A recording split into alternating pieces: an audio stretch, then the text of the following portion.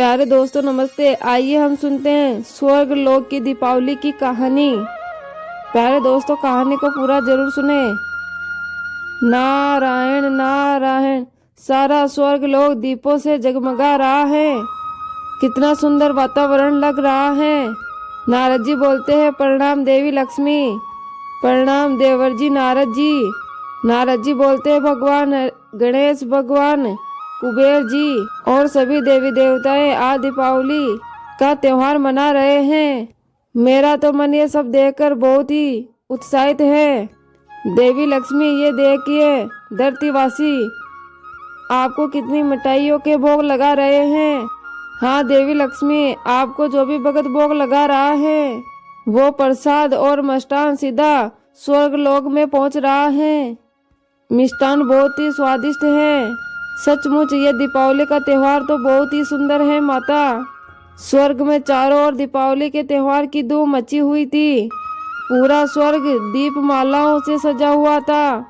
देवी लक्ष्मी, भगवान गणेश, भगवान कार्तिकेय, शिव पार्वती, भगवान कुबेर, देवी दुर्गा, देवी सरस्वती, प्रभु श्री राम, देवी सीता, लक्ष्मण और हनुमान सहित ब्रह्मा, विष्णु, महेश सभी देवी देवता दीपावली के त्योहार का आनंद ले रहे थे।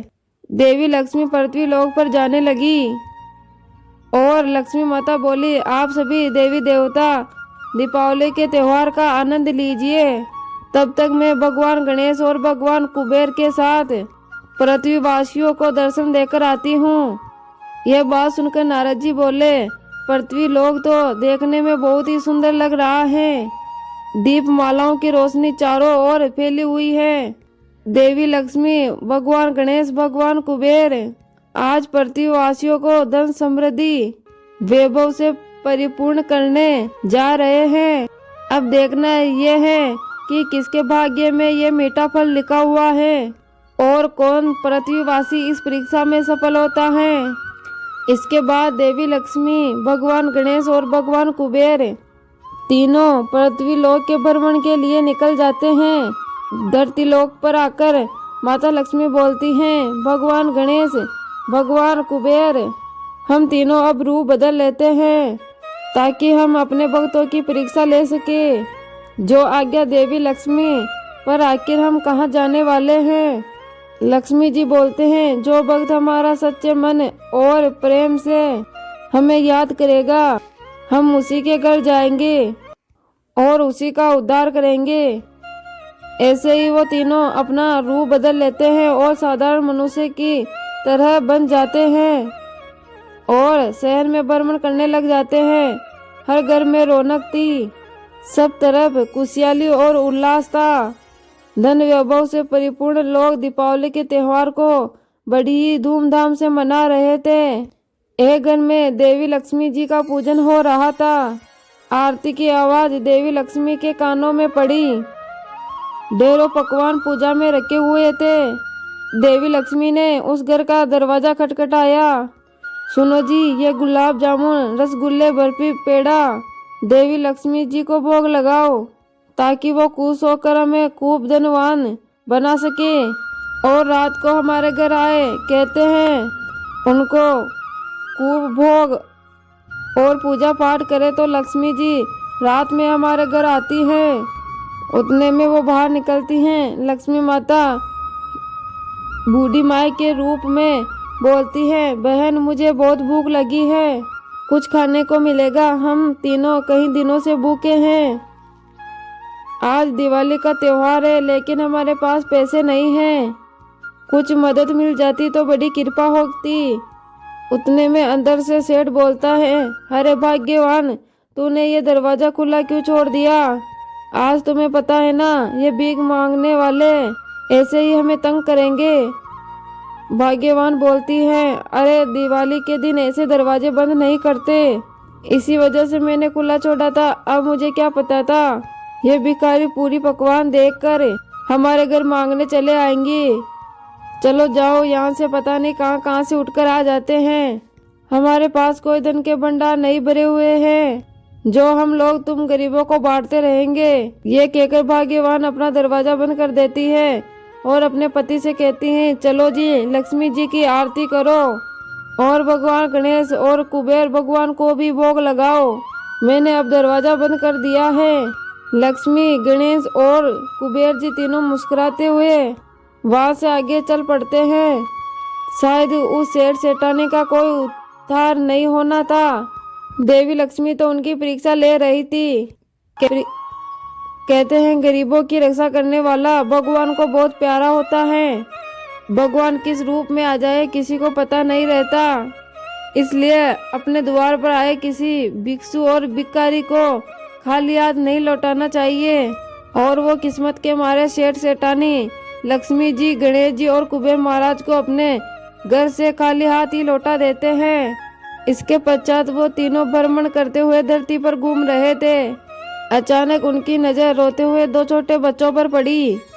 दीदी, माँ तो कह रही थी बापू हमारे लिए आज बहुत सारे पटाखे लाएंगे, पर वो तो हमारे लिए कुछ भी नहीं लाए। सोनू भैया, बापू को बुखार है ना, इसलिए वो मजदूरी करने नहीं गए और माँ के पास कोई पैसे नहीं हैं। तू रो मत, वो देख सामने सभी लोग फूल चढ़िया पटाखे चला रहे हैं। तू यहाँ बैठकर देख, कितना अच्छा लग रहा है ना। सोनू बोलता है, नहीं दीदी, मुझे खुद चलाने हैं पटाखे और मुझे तो बहुत सारी मिठाई भी खानी है। दीपावली के दिन सभी नए नए कपड़े पहनते हैं, मिठाइयाँ खाते हैं, पटाखे चलाते हैं, खूब मजे करते हैं। फिर हम क्यों नहीं कर सकते दीदी? सोनू भैया, तू तो मेरा सोना भैया है ना। अगर तू ऐसे रोएगा ना तो माँ को बहुत दुख होगा। चल हम अंदर चलकर खिचड़ी खाते हैं। पता है माँ ने आज खिचड़ी बनाई है। यह सब देखकर माता लक्ष्मी बोलती है, भगवान गणेश, भगवान कुबेर, चलो आज हम इस घर में रहने वाले सभी की परीक्षा लेते हैं। वे तीनों भी उन बच्चों के पीछे उनके घर पहुंचते हैं और द्वार से ही भगवान गणेश उन्हें आवाज लगाता है, माई दीपावली का त्योहार है, क्या हम तीनों को इस घर से थोड़ा कुछ खाने को मिलेगा? उतने में अंदर से बोलती हैं, सुनो जी, लगता है द्वारे पर कोई आया है और वो भूखे हैं, आप ये दवाई लो, मैं तब तक उन्हें बाहर जाकर देखती हूँ।